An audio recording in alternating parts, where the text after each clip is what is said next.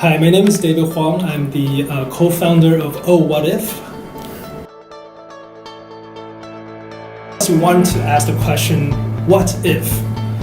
What if there's a new way for people to collaborate, to interact and communicate with each other around the world? And what if you are not separated by distance?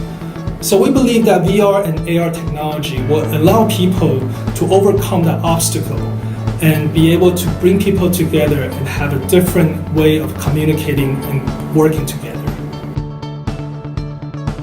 Before starting WHATif, I was working as an architect.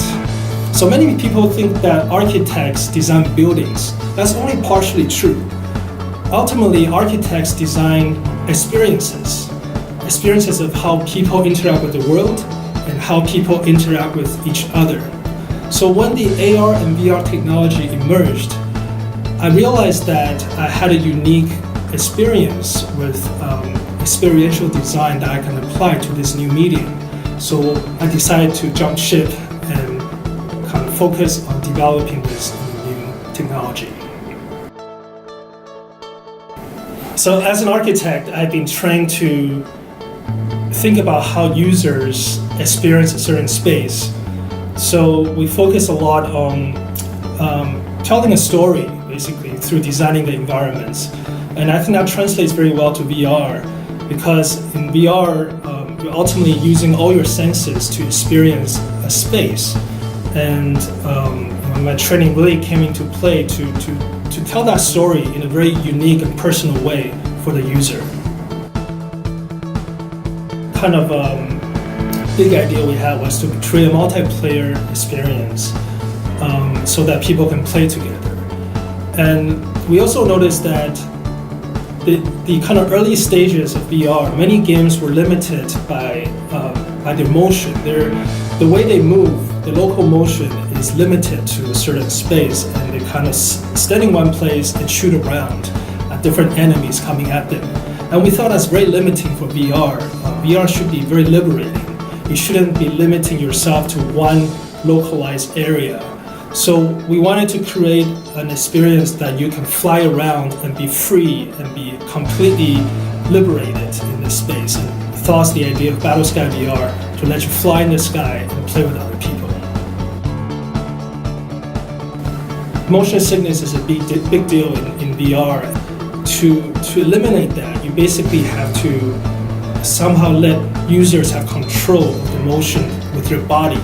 So for example, when we created the dragon character, we allowed players to basically wave their hands almost like a bird to fly.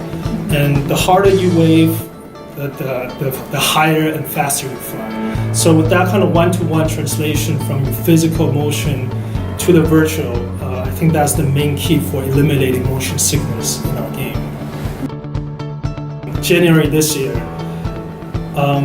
we received a lot of great positive comments and criticisms about the game, and it's really helped us to develop the game further, because we're constantly taking the feedback from the gamers and applying back to the game. I think the exciting part is being able to interact constantly with our customers.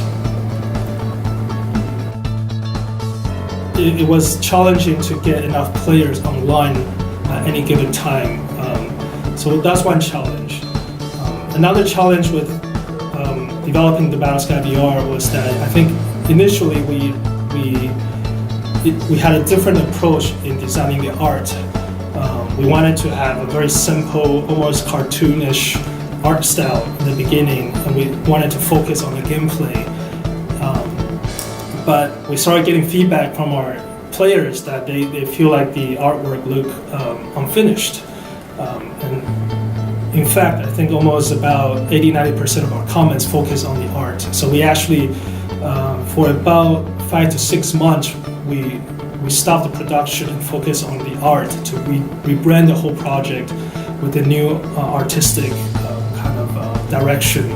And I think it was definitely worth it, but it's something that initially we did not know is necessary.